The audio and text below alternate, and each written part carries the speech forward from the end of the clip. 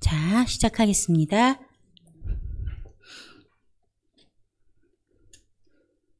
자, 권능의 약속과 성취 29쪽입니다. 권능의 약속과 성취. 권능에 대한 약속, 그 앞에 성경 구절 같이 읽겠습니다. 시작. 29쪽, 29쪽의 맨 밑에요. 예, 권능의 약속 밑에 성경 시작. 오직 성령이 너희에게 임하시면 너희가 권능을 받고 예루살렘과 온 유대와 사마리아와 땅끝까지 이르러 내 증인이 되리라 하시니라. 아멘. 자, 이 권능이 예수님께서 주신 적이 있으시죠? 자신들의 제자 12제자를 내어보낼 때와 70명의 제자를 내어보낼 때 짝을 지어서 권위를 주셨어요. 그리고 귀신을 제어할 능력과 그리고 병을 치유할 능력을 허락하셨어요. 그죠? 자, 이러한 권능. 그런데 이 70인의 제자들이 권능을 받아서 가서 귀신도 쫓고 병도 고쳤었잖아요. 그런데 오병이어가 끝나고 예수님께서 내려가셨더니 그 제자들이 귀신을 쫓지 못하고 있었어요. 그죠? 왜 그랬을까요? 자, 나중에 물어보니까 예수님이 뭐라 그랬어요? 기도 아닌 다른 이유가 없다. 또 두 가지 말씀을 하셨어요. 마태복음과 마가복음, 누가복음이 달라요. 또 하나는 믿음이 적은 영보다. 이 두 가지예요. 자, 기도 외에는 이라고 말했어요. 기도는 하나님을 믿는다는 아주 전폭적인 증거예요. 하나님을 믿지 않으면 기도할 이유가 없어요. 그죠? 물론 들어주나 안 들어주나 한번 해보자 하고 기도할 수 있어요. 근데 그거는 예외로 놓고 실제로 기도는 하나님을 믿기 때문에 하는 거예요. 시간과 힘을 들여서 어느 장소에든지 내가 하나님을 믿는다는 믿음의 가장 큰 증거예요. 내가 하나님을 믿습니다. 그러니까 이걸 믿음으로 본다고 한다면 권능은요, 내가 그것을 하나님을 믿는 믿음이 있지 않으면 없어져요. 나타나질 않아요. 이 권능이 말이에요. 하나님 분명히 우리에게 주셨는데 내가 주인 되어져 있으면 이 권능이 안 나타난다고요. 은사하고는 조금 맥락이 달라요. 내가 하나님 자리에 앉아 있으면 권능이 드러나질 않아요. 즉 무슨 말이냐? 이 권능은 하나님의 통치 아래 있을 때 우리가 갖게 되는 거라는 거예요. 이 권능은. 항상 그걸 기억을 하셔야 돼요. 자, 밑에 한번 읽어볼게요. 권능의 신약적 시작. 권능의 신약적 의미는 헬라어 엑수시아와 디나미스로 구분된다. 전자는 위에서부터 부여된 정당한 권리를 의미하며 후자는 능력, 있는 행위를 뜻한다. 그러므로 본문이 말씀하는 권능의 의미는 디나미스이다. 예수님은 이 권능을 가지고 축기 사역과 치유 사역을 행하셨다. 예수님께서는 자신이 공생의 기간 동안 행하신 이 권능을 제자들에게 허락하셨으며 오늘날 우리에게도 주심으로써 구원 사역을 이루실 것을 약속하신다. 그렇죠. 이 능력, 권능을 주셨다라는 거예요. 큰 힘, 디나미스는 아주 큰 힘, 능력을 말해요. 큰 힘, 능력. 그러니까 이것을 우리가 믿을 때, 하나님의 통치 아래 있을 때 이것이 우리에게 임한다라는 거예요. 이것도 하나의 큰 표적이에요. 가장 이 힘이 누구에게 가장 먼저 쓰일까요? 이걸 알아야 돼요. 우리에게 권능이 임하면 그 권능은 자기 자신에게 먼저 쓰여져야 돼요. 그래서 그 권능이 나를 다스리는 거예요. 어떻게 다스려요? 죄짓지 않도록 다스리는 거죠. 절제하도록 다스리고 기뻐하도록 악한 길로 빠지지 않도록 나를 다스리는 거. 그게 뭐예요? 디나미스, 힘, 능력이라는 거예요. 그 능력이 우리가 하나님을 믿을 때 하나님이 우리의 왕이 되시고 우리를 통치하실 때 그때 우리에게 임하여지는 힘이라는 거예요. 자, 약속의 성취를 한번 보겠습니다. 그러니까 하나님께서는 다 주시고 하라 그러시는 거예요. 능력까지 주셨어요. 하나님의 말씀을 지킬 수 있도록 누굴 보내주셨어요? 성령님을 보내주셨어요. 안 주신 걸 하라 그러는 게 아니라 주신 걸로 하라는 거예요. 그 분명하게 기억을 해야 돼요. 자, 약속의 성취를 봅니다. 시작. 사도들과 제자들은 성령 강림을 통하여 약속된 권능을 부여받게 되었다. 그리고 마귀가 구축해 놓은 견고한 진을 깨뜨리는 본격적인 영적 전쟁이 이때부터 시작되었다. 약속하신 성령을 대망했던 사도들과 제자들은 이날을 기점으로 더러운 귀신을 내어 쫓으시고 사단의 능력을 제어하는 행사하셨던 예수님의 그 권능을 소유하게 됨으로써 역동적으로 복음 전파 사역을 감당하였다. 스데반의 경우 이와 같은 약속 성취를 경험하면서 민간에게 표적과 이적을 행하기 시작했으며 빌립 또한 귀신을 축출하고 각세병을 고침으로써 전도 사역을 행하였다. 열매를 맺는 삶, 성숙한 삶은 내적 생명이 근원이 되어 전짐적으로 이루어지었지만 악한 영들에 대한 영적 전쟁에서의 승리 생활은 성령님이 부어주시는 권능을 받아야만 가능하다. 물론 이것은 생명 얻는 구원과는 관계가 없으며 구원의 전제 조건이 되는 것도 아니다라고 말씀하고 있어요. 자, 여기서 이제 마귀가 구축해 놓은 견고한 진을 깨뜨리는 본격적인 영적 전쟁이라고 하고 있어요. 영적 전쟁이 뭘까요? 영적 전쟁. 자, 예수 그리스도 이름으로 명하노니 떠나가라. 자, 이것도 영적 전쟁의 한 부분이기는 해요. 자, 이 하나님의 능력은 궤변을 무찌른대요. 궤변. 우리들의 이 약한 궤변. 궤변이 뭐예요? 엉뚱한 말 하는 거잖아요. 하나님의 말씀에 대항하는 말. 이러한 말들을 무찌른대요. 우리의 이 부정적인 언어들을 무찌르고 그 다음에 하나님을 아는 지식을 가로막는 모든 교만. 이제 하나님을 아는 지식, 하나님을 알려고 하는 지식이 있잖아요. 그게 뭐예요? 하나님의 말씀이죠. 이 하나님의 말씀을 아는 것을 가로막는 모든 교만. 하나님의 말씀을 알려고 하는 것을 가로막는 모든 교만. 이게 뭘까요? 교만하지 않으면, 내가 하나님 자리에 있지 않으면 하나님의 말씀을 아는 것을 방해할 리가 없잖아요. 그죠? 이 교만들을 그냥 두시지 않는데요. 그걸 쳐부수는 것, 이게 영적 전쟁이라는 거예요. 모든 생각을 사로잡아 그리스도께 복종시키는 거. 이게 뭐라고요? 영적 전쟁이라는 거예요. 왜 영적 전쟁을 막 험악하게 생각해서 막 내가 지금 사단과 막 싸워야 되는 줄 알아요. 근데 진짜 싸워야 될 것은 뭐예요? 내 안에, 맞아요. 나 안에 있는 죄예요. 내 안에 있는 죄. 내가 하나님을 아는, 내가 하나님을 알려고 하는 것을 막는 것들.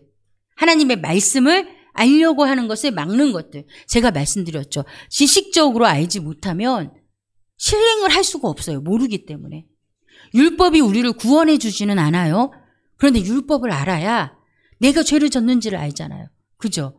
율법을 모르면 내가 죄를 졌는지 몰라요. 내가 죄를 졌는지 모르는 이유가 내가 주인 되어서이고 내가 주인이 되면 율법을 알 수 없기 때문이에요. 율법을 알려고 하지 않아요. 율법을 가르쳐줘도 듣지 않아요. 가르쳐줘도 왜곡해서 들어요. 그렇기 때문에 어떻게 돼요? 듣지 못하고 알지 못하니까 행하지 못하는 거예요. 그러니까 하나님을 아는 지식이 굉장히 중요하거든요. 근데 이걸 못하도록 자꾸 막는 거예요. 그게 뭔지 우리 자신에게 찾아야 돼요. 우리 주위에서 찾아야 돼요. 하나님을 아는 지식을 알지 못하게 방해하고 나를 하나님 몰라도 돼. 믿으면 돼. 덮어놓고 믿으면 돼. 라고 이끌어가는 것이 무엇인지 찾아서 싸우는 것, 그것을 거부하는 것, 이게 바로 영적 전쟁이라는 것입니다. 자, 계속해서 한번 읽어보겠습니다. 그러나 시작. 그러나 이 외적 능력을 받지 못하면 목회자와 평신도를 막론하고 무기 없는 병사와도 같이 무기력한 삶을 살 수밖에 없다. 초대교회 시대로부터 약속된 이 권능이라는 선물은 그리스도를 전파하는데 기묘한 것이었고 불신자들에게 있어서는 신앙의 길로 들어서게 되는 중요한 표적이 되었다. 이와 같이 성령께서는 시도들과 제자들을 통하여 예수 그리스도를 증거하셨다. 요한복음 14장 16에서 17절을 보면 우리 속에 영원토록 계실 성령님과 권능으로 함께 하실 성령님을 구별하여 표현하고 있다. 이는 성령의 임재가 이중적이라는 의미로서 신약시대를 살아가는 성도들은 이 양명적인 임재의 축복을 오순절 사건을 통해 받게 된 것이다. 이것이 은사와 좀 다르다라는 것이 무엇이냐? 은사는 자기 자신을 제어하는 힘이 있음에도 불구하고 내가 쓰지 않으면 그렇게 하지 못해요. 그런데 이 권능은 달라요. 권능은 하나님의 통치 아래에서만 있기 때문에 자연스럽게 나를 보게 돼요. 내 죄를 보게 되고, 그리고 하나님의 아는 지식을 갖기 위한 노력을 하게 돼요. 하나님을 알려고 한단 말이에요. 율법이 무엇인지 알려고 한단 말이에요. 하나님의 말씀이 무엇인지 알려고 해요. 태도가 달라요. 은사는 그렇지 않을 수 있어요. 그럴 수도 있고. 사실은 우리에게 은사를 주신 이유로 다 배웠죠. 은사사역 때. 은사를 통해서 나를 다듬어 나가야 되는데 그것을 안 하는 사람들이 있잖아요. 그렇다면 그렇지 않을 수도 있다라는 거예요. 그러나 권능은 달라요. 권능은 하나님의 통치 아래에 있을 때만 발휘되는 힘이에요. 그냥은 안 발휘돼요. 그러니까 우리가 이 영적 싸움에서 이기려면 어떻게 해야 돼요? 하나님의 통치 아래 들어가야 돼요.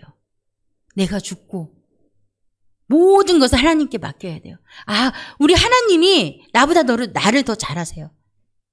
내가 나를 안들 얼마나 알겠어요. 내 몸무게, 내 IQ, 내가 하루에 몇 시간 자야 되고 내가 뭘 좋아하고 이 정도잖아요. 사실은 우리가 자기 자신에 대해서 알기가 정말 어려워요. 오히려 다른 사람이 나를 더 잘할 수도 있어요. 그런데 그건 너무 일부분이에요. 그런데 우리 전체를 아시는 분이 누구예요? 하나님이에요. 그러니까 그 하나님한테 믿고 맡기는 게 우리는 훨씬 이득이에요. 그건 말로 표현할 수가 없어요.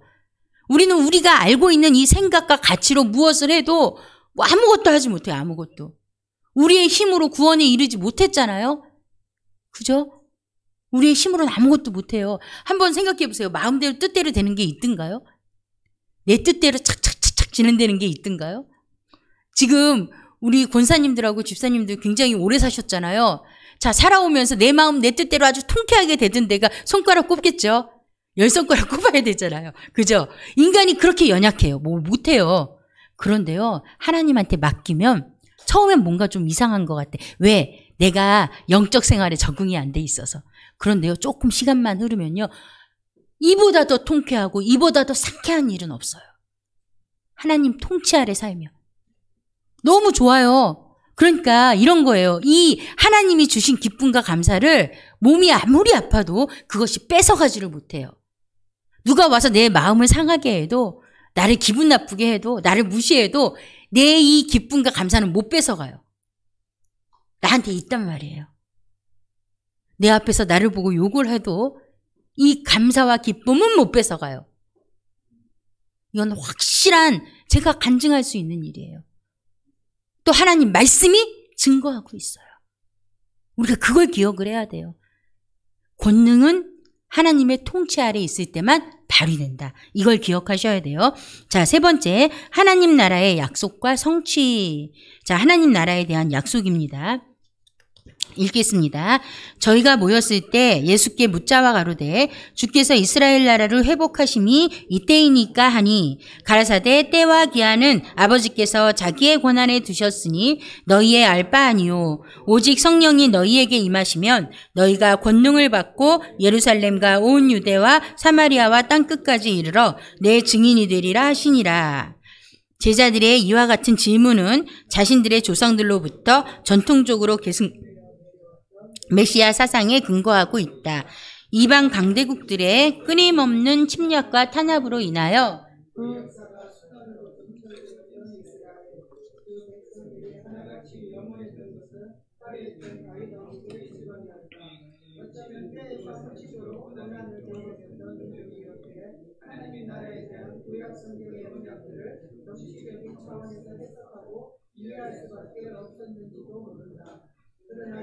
이미 공생의 기간에 이와 유사한 내용을 가지고 질문한 적이 있는 바리새인들에게 대하여 이렇게 대답한 적이 있었다. 읽어볼게요. 바리새인들이 하나님의 나라가 어느 때에 임하나이까 묻거늘 예수께서 대답하여 가라사대 하나님의 나라는 볼 수 있게 임하는 것이 아니요 또 여기 있다 저기 있다고도 못하리니 하나님의 나라는 너희 안에 있느니라. 아멘. 자, 너희 안에 있는 나라는 죽어서 가는 나라가 아니겠죠. 지금 너희 안에 있다고 말씀을 하시니까 그 말은 뭐예요? 하나님의 통치 아래 있는 현재적 하늘나라. 현세적 하늘나라. 이걸 학문적으로는 뭐라고 말하냐면 현재적 종말이라고 말해요. 왜 그럴까요? 예수님이 오시는 때, 다시 오시는 때가 종말이잖아요. 그런데 하나님의 통치가 지금 이루어지기 때문에 현재적 종말이다. 이 말은 현재적 하늘나라를 가리키는 말이에요. 이루어지는 거예요. 하나님의 나라가. 그럼 그 안에서 내가 권능으로 사는 거예요. 하나님이 주신 권능. 그게 바로 하나님의 통치, 하나님의 뜻에 힘입어 사는 게 바로 그거예요. 힘이 없겠어요? 힘이 있겠어요? 아멘. 아멘. 힘이 있을 수밖에 없어요. 나는 죽었는데 내가 진짜 힘이 있는 사람이 돼요. 왜요? 하나님의 권능, 하나님이 주신 권능으로 예수님이 가지고 계셨던 똑같은 권능을 우리가 갖고 산단 말이에요. 전제가 있어요. 하나님의 통치 아래에 있을 때 힘 있는 삶을 살게 된다는 것입니다. 자, 32쪽 맨 밑에 단락 있죠? 죄악, 밑에서 네 번째 줄, 죄악 세상 속에서, 시작. 죄악 세상 속에서 살면서도 죄의 노예로 살아가는 것이 아니라 죄를 다스리고 환경을 다스리는 자로 살아가는 나라. 일정 기간 동안 악한 영들과 함께 살아가지만 그들과 대적하여 싸워 능히 이기는 삶을 살아가는 나라. 그래서 세상 속에서 살면서도 영원한 천국의 기쁨을 맛보며 살아가는 나라. 주님은 그 나라를 주시겠다고 약속하신 것이다. 아멘. 바로 이 나라입니다. 자, 우리 약속의 성취 한번 읽어봅니다. 다 읽지 말고요. 첫 번째 단락 말고 두 번째 단락 있죠. 오순절 성령강님 찾으셨습니까? 예, 여기서부터 읽겠습니다. 시작. 오순절 성령강림으로 인해 신령한 삶의 기반이 되는 현세 천국의 영역이 제공되었다. 이와 함께 하나님의 법인 말씀과 성령의 지도와 인도 그리고 성도들의 순종하는 삶이 조화를 이루게 되어 영의 세계가 실제로 나타나는 삶을 살게 되는 역사가 일어나게 되었다. 그동안 하나님 나라의 모형으로 계시되어져 왔던 가나안 땅, 예수님에 의해 여러 가지 형태의 영적인 나라로 비유되어져 왔던 신령한 땅, 이렇게 옛적부터 모형과 비유만으로 계시되었던 약속의 땅이 바로 성도들에게 실제적으로 주어진 것이다.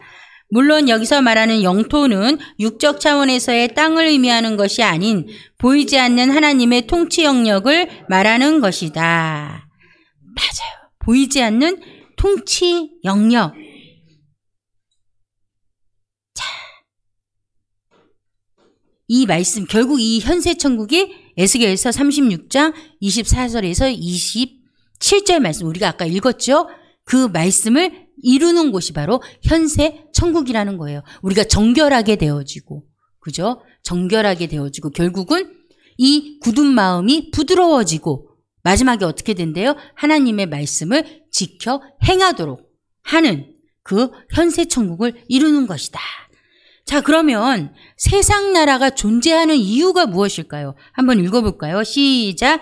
그러나 제자들은 예수님이 말씀하신 하나님의 나라를 이러한 개념으로 받아들인 것이 아니라 과거에 하나님이 함께 하셨던 나라 다윗 왕국의 재건으로 받아들였다. 그래서 그들은 예수님을 따라다니면서도 줄곧 자신의 입신양명을 생각할 수밖에 없었다. 계속 읽을게요. 영의 생각과 육의 생각은 이처럼 판이하다. 영을 통해서만이 하나님을 바로 알 수 있고 영을 통해서만이 하나님의 뜻이 어디에 있는지 알게 된다. 영은 생명이요 육은 죽음이다. 육에 속한 제자들은 예수님이 십자가에서 죽음을 맞이하게 될 때 모두 도망갔다. 그들이 불붙는 심령으로 천국 복음을 전파하게 된 이유는 성령의 역사로 말미암아 그들의 영혼이 거듭나고 새롭게 되는 역사를 경험했기 때문이다. 한편 이스라엘 민족이 회복되는 시기를 묻는 제자들의 질문에 예수님은 때와 기한은 아버지께서 자기의 권한에 두셨으니 너희 알 바가 아니다라고 1장 7절에서 말씀하신다. 이는 로마로부터 유대 민족을 구원하여 주권 국가의 면모를 되찾게 하시든지 아니면 계속해서 로마 제국으로부터 압제와 시련을 받게 하시는가에 관해서는 하나님의 고유한 주권에 속하는 것이라는 뜻이다. 즉 신자와 불신자가 공존하는 세상 나라는 구원 사역을 이루는 방편으로서 그 존재의 의미가 있기 때문에 하나님께서는 그러한 이유의 필요에 따라 흥하게도 하시고 쇠하게도 하시는 것이다. 물론 하나님께서는 이스라엘뿐만 아니라 세상의 모든 나라의 존폐를 주장하신다. 초월자이신 하나님께서는 창세 전에 영역을 다스리실 뿐만 아니라 인류가 시작되면서 인류 역사가 끝나는 날까지 그리고 영원토록 그 주권을 행사하실 것이다. 그러므로 우리는 하나님께서 세상 나라를 견고하게 세우시든지 아니면 멸절시키시든지 그분의 필요에 따라 구원 섭리 의도 가운데 주관되고 있다는 것을 알아야 한다. 아멘. 맞습니다. 자, 세상 나라가 왜 존재하느냐? 첫 번째 이유는 뭐겠어요? 하나님이 구원하실 모든 인류가 세상 나라에 있기 때문이에요. 그죠? 우리가 구원받고 변화되는 기회는요, 세상 나라에 있는 이 순간뿐이에요. 지금밖에 없어요. 우리의 생명이 끝나서 세상 나라를 떠나면 더 이상 변화될 일이 없어요. 지금밖에 변화될 시간이 없어요. 그래서 존재하는 거예요. 우리에게 기회를 주시기 위해 예수 그리스도를 믿고 변화된 삶으로 우리가 살아갈 수 있게 변화된 정결한 온전한 거룩한 영혼으로 만드시기 위해. 그러면 이걸 조금 더 구체적으로 나 개인에게 적용을 한다면 어떻겠어요?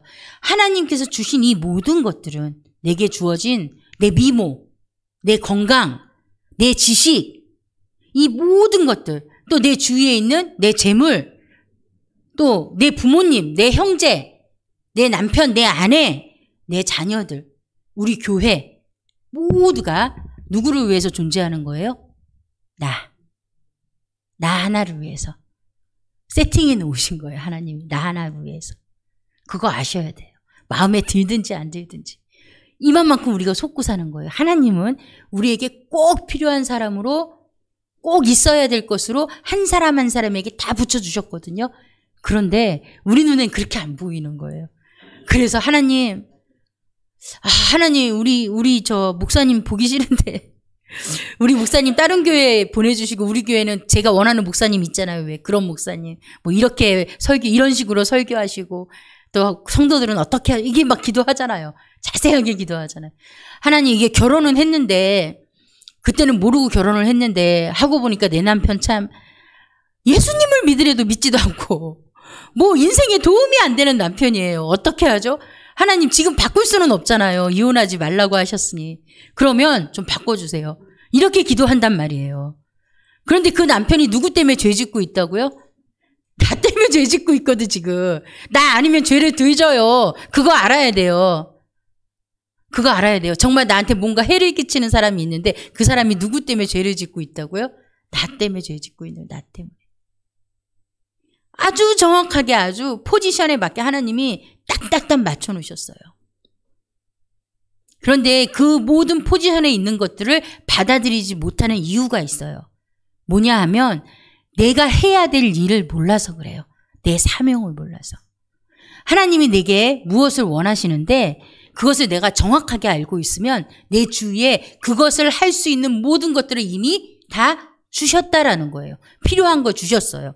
하나님은 내가 가지고 있는 것으로 할 수 있는 일을 시키시지 나한테 없는 거 안 시킨단 말이에요. 무슨 말이에요? 우리가 더 이상 이것 주세요 저것 주세요 할 필요가 없다라는 거예요. 왜? 다 주셨으니까. 그리고 내가 하나님의 일을 무엇으로 해야 된다고요? 내게 주신 것으로. 그런데 내게 주신 것으로 하지 않으려고 하니 내 주위의 모든 사람들도 못마땅하고 내 환경도 못마땅하고 내 부모도 못마땅하고 뭐 하나 이게 마음에 흡족한 게 없는 거예요.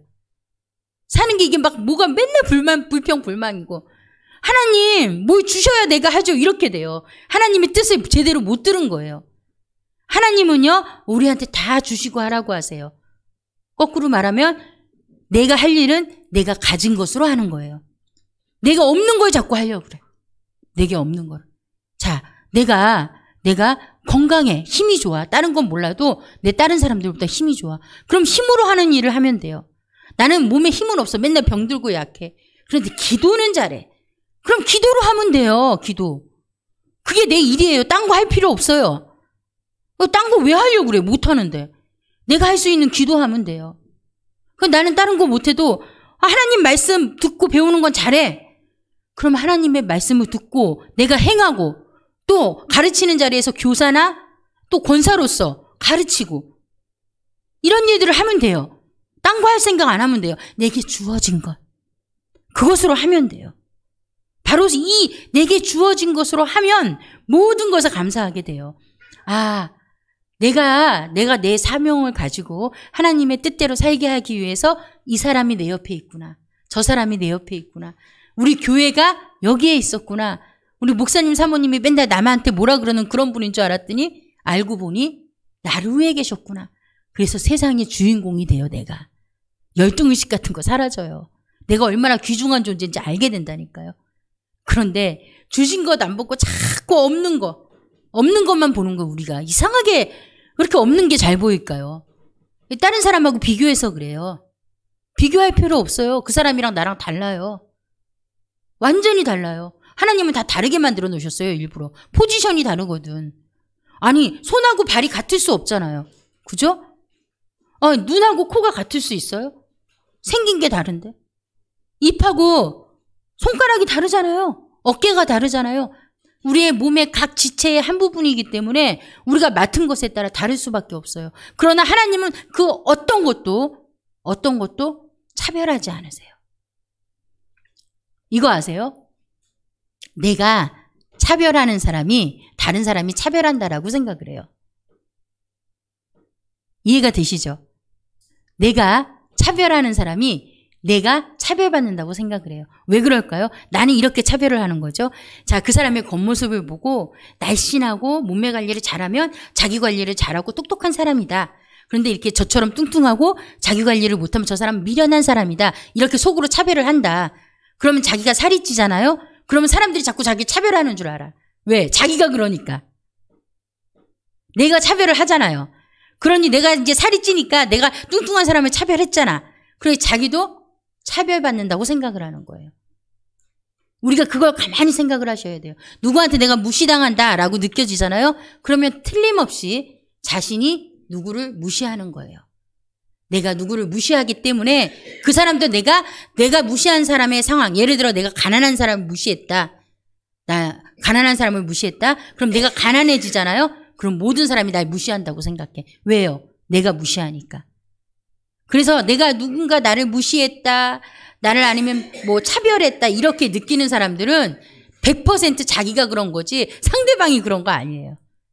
상대방은 어떻게 해도 자기는 그렇게 들어요. 왜냐하면 내가 무시를 하고 내가 차별을 하니까. 우리가 이걸 반드시 유념하고 있어야 돼요. 왜 우리도 그럴 때 있잖아요. 너무 이게 힘들고 우리의 자신감이 툭 떨어지고 이럴 때 누군가가 말만 조금 이상하게 해도 날 무시한 것 같고 날 차별하는 것 같고 이런 생각에 빠지잖아요. 이게 건강하지 않은 생각이에요. 나도 그런 생각을 했다라는 거예요. 적어도 가난하면 무시당하겠다 이런 사고라도 갖고 있었기 때문에 내가 차별당한다, 무시당한다라는 생각을 하는 거예요. 상대방이 실제로 나를 무시하는 언어를 했어도 우리가 하나님의 자녀이고 내 신앙이 온전하여 하나님을 믿는 믿음이 온전하여지면 전혀 상관이 없어요. 무시당하지 않는다니까요. 저 상대방이 무시한다고 내가 무시당하는 거 아니에요? 내가 그런 존재가 아닌데. 내가 하나님의 자녀인데. 내가 하나님의 통치 아래에 있는 뭘 가진 자예요? 능력, 디나미스를 가진 자인데, 권능을 가진 자인데.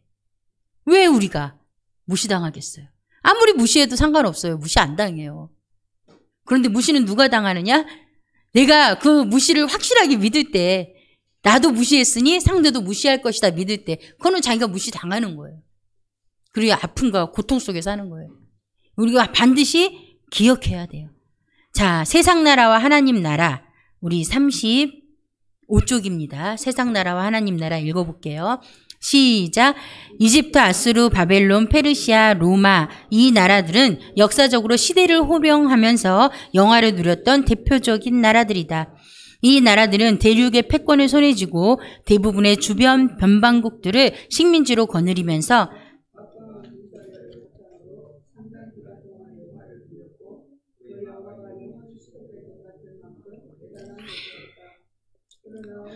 그들의 영광은 지구상 어디에도 없다. 아수르와 바벨론과 페르시아는 오늘날 모두 멸절되어 다만 당시에 그들이 누렸던 명성만이 역사에 남아있을 뿐이다. 게다가 애국과 로마 제국 역시 자치가 사라지지는 않았지만 지금은 평범한 나라의 국가로서 존재하고 있을 뿐이다. 유럽은 물론 아프리카로부터 아시아 대륙에 이르기까지 전 세계를 호령했던 이른바 해가 지지 않는 나라. 대영 제국 역시 유럽 국가일 뿐이다. 세상 나라는 이와 같은 것이다. 여기까지요. 자, 세상 나라 지금 언급된 이집트, 아수르, 바벨론, 페르시아, 로마 공통점이 있습니다. 뭐죠? 전부 이스라엘을 괴롭혔거나 점령했던 나라들이에요. 그런데 이집트는 아수르에 의해서 망하고 아수르는 바벨론에 의해서 망하고 바벨론은 페르시아에 의해서 망하고 페르시아는 로마에 의해서 망해요.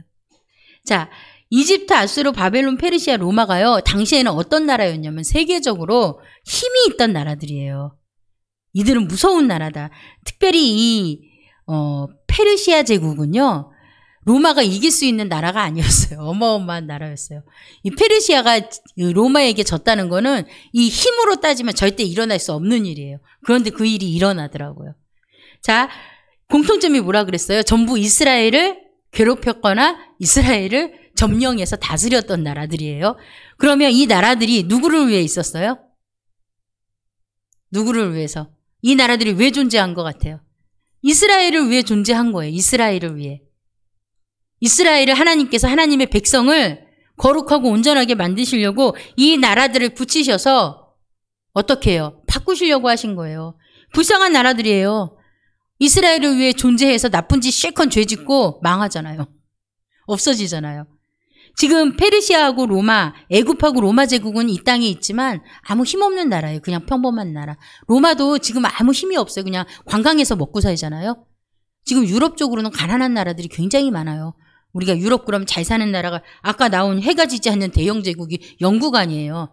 아직까지는 영국이 아마 세계에서 물가가 가장 비쌀 거예요. 엄청나게 비싼 물가, 뭐 고물가일수록 그 나라가 잘 산다라고 보고 있지만 역시 영국도 희망이 없는 나라가 되어져 가고 있어요. 미국도 마찬가지고. 근데 놀랍게 이런 사실이 드러나요. 이 유럽이 망하기 시작하고 어려워지기 시작한 그 시기가 하필이면 기독교가 예수님을 믿는 사람들이 타락하고 이제 교회가 있던 자리에 뭐가 생겨요? 클럽이 생기고 춤추는 댄스장이 생기고 아니면 이단들이 생기면서 점점 기독교 그리스도인이 그리스도인답게 살지 못하면서 지금 망하고 있다라는 거예요. 미국도 그렇잖아요. 미국도 지금 이제 발전하는 게 아니라 쇠락하고 있잖아요.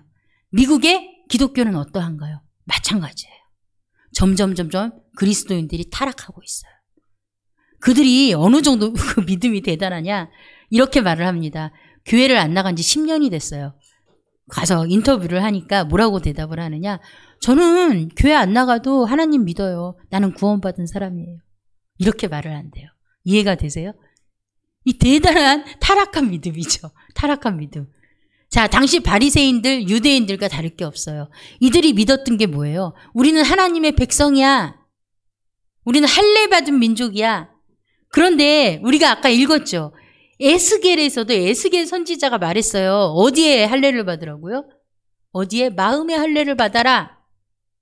할례 받은 것으로 구원에 이를 수 없어. 할례 받은 것으로 하나님의 백성이라고 인친 것으로 너희가 하나님의 심판을 피할 수 없다라는 거예요. 이런 말을 하고 있는 거예요. 근데 그들이 지금 하나님을 정말 믿었는지 안 믿었는지 그 믿음은 뭐예요? 행함이 있는 믿음이에요? 행함이 없는 믿음이에요? 없죠. 아니 교회도 안 나가는데 무슨 행함이 있겠어요? 하나님 말씀도 듣지 않는데 무슨 행함이 있겠어요? 행함이 없는 믿음은 무슨 믿음이에요? 알아요. 죽은 믿음이에요. 믿음이 죽으면 예수님을 믿은 거예요? 안 믿은 거예요? 그걸 모르는 거예요. 그걸 모르는 거예요. 믿음은 현재 바로 지금 드러나야 돼요. 제가 늘 말씀을 드리잖아요. 이 믿음 있는 사람의 모습은요. 내가 듣기 싫은 소리 하면 들어야 돼요. 감사함으로. 누가 해주겠어요? 다 말 안 해요. 내가 말하면 그 사람하고 사이 이상해질까 봐 나쁜 소리 안 한단 말이에요. 그러면 그거 해주는 사람한테 감사해야죠. 다른 사람한테 나쁜 소리 들을 거 작정하고 해주거든요. 하나님의 말씀이요. 선지자들이 좋은 소리 했던가요? 이스라엘한테 뭐라 그랬어요? 비난했어요. 엄청난 비난을 했어요. 하나님의 말씀이기 때문에. 모든 비난을 각오하고. 아주 이렇게 호통친 대표적인 선지자가 누구예요? 예레미야잖아요. 예레미야. 시간이 다 돼서 자, 이렇게 끌고 나갈 문제가 아닌 것 같습니다. 예레미야만 말하고. 자, 예레미야서 7장 한번 보세요. 성전 설교라고 유명한 설교를 합니다. 너희들 거짓 선지자들한테 속지 마라. 괜찮아. 너는 하나님의 백성이니까 망할 일 없어. 이렇게 하는 말에 속지 마. 성경은 그렇게 가르치지 않아. 이라고 말을 하고 있는 거예요. 너희가 자 신명기 보세요. 뭐라고 써 있어요? 하나님의 말씀을 지켜 행하면 들어가도 복을 받고 나와도 복을 받고 하나님의 말씀을 지켜 행하지 않으면 들어와도 저주를 받고 나와도 저주를 받는다고 적혀 있잖아요. 전혀 듣지를 않아요. 그래서 이렇게 진실을 예레미야가 말해주니까 어때요? 좋아했겠어요? 싫어했겠어요? 싫어하죠. 자, 어떤 사람들이 누구예요? 그 당시 이제 말하자면 너무너무 이게 이 민족주의자들, 자신의 민족을 너무너무 사랑한 그 민족주의자들이 이 예레미야를 찾아와서 우리가 이집트로 갈까요 말까요 물어요. 그랬더니 너희도 그거 뭐 알아서 뭐해? 니들이 알아서 기도해서 응답받아. 그랬더니 선지자님이 말하면 제가 듣겠습니다. 기도를 했더니 하나님께서 가지 말라고 하세요. 그래서 그들이 와서 또 하나님이 가지 말라고 하셨다. 그랬더니 그들이 어떻게 할게요? 이런 우리를 죽게 만들려고 그러느냐 그러면서 예레미야를 어떻게 해요? 데리고 이집트로 끌고 가요. 묶어가지고. 결국은 그곳에서도 예레미야가 입이 가만히 있었겠어요? 아니면 말을 했겠어요? 했죠. 그들이 죽으면 안 되니까. 너희도 그렇게 살면 안 돼. 얼른 회개해. 하나님께 돌아와. 그러니 가만히 뒀을까요? 죽였을까요? 죽였죠. 하나님의 말씀을 진리를 전하는 사람은 죽는 경우가 많아요. 핍박받는 경우가 많아요. 어쩌면 저와 여러분이 이렇게 대놓고 전하지 않아도 하나님의 말씀에 따라 사는 삶을 살아도 욕을 얻어먹을 거예요. 그걸 굉장히 시기하고 비웃는 사람들이 많아질 거예요.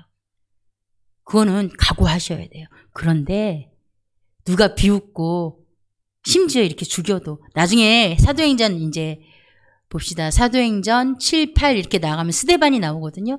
스데반이 죽을 때 보세요. 너무 행복하게 죽어요. 돌에 맞아 죽는 게 얼마나 고통스럽게요. 그런데 행복하게 죽어요. 그런 마음이 되어져요. 바뀌어요. 오히려 이제 누군가가 나를 좀 막 공격하고 누군가가 나를 아무 잘못도 없는데 막 뒤에서 흉보고 다니고 그러면요. 이제 이렇게 말씀하세요. 아, 드디어 내가 그리스도인이 되었구나. 내가 그리스도인이 되었구나. 자, 상식적으로 한 가지만 알려드릴게요. 자, 성경에 이제 사도행전 보니까 나올 거예요.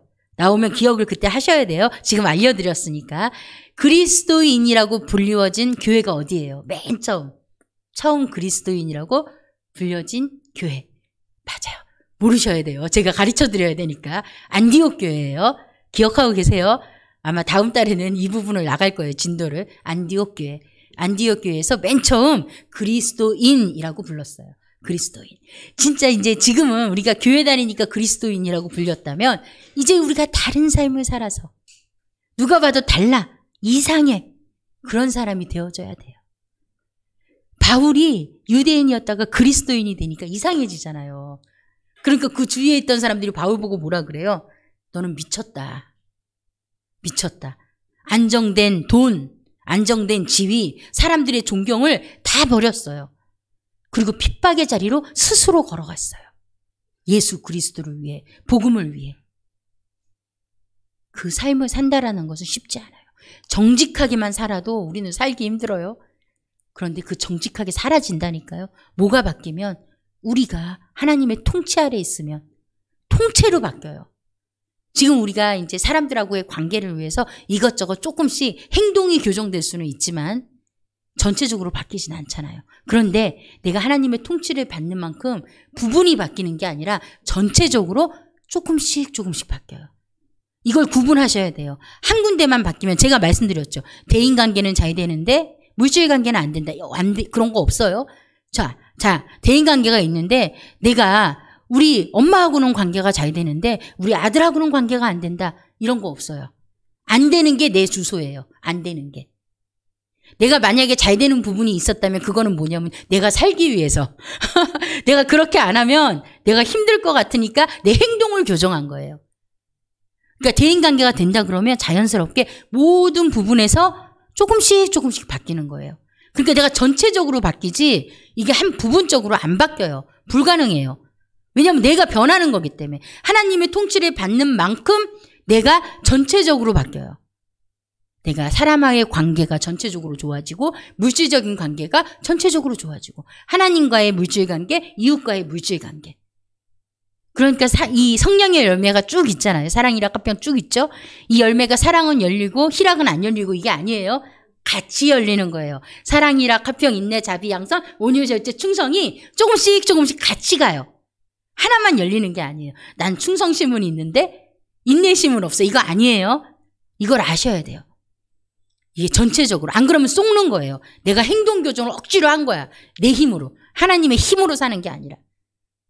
아시겠죠? 이거 기억하고 자, 다음 시간에는 이거는 이제 정 목사님이 하실 거예요. 원래 제 분량이 아닌데 다음 시간에 정 목사님하고는 37조 약속의 성취 하시면 되겠어요. 자, 이어서 10분 쉬었다가 우리 신유미 목사님이랑 공부하겠습니다. 수고하셨습니다.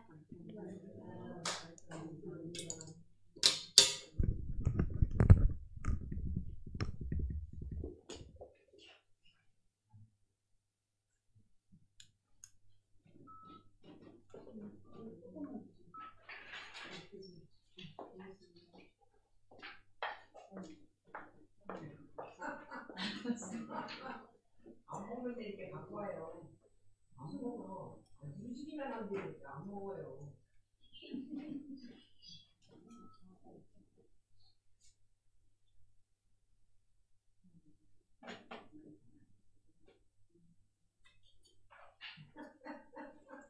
안 먹는 게 제일 나은 게 사는 거예요.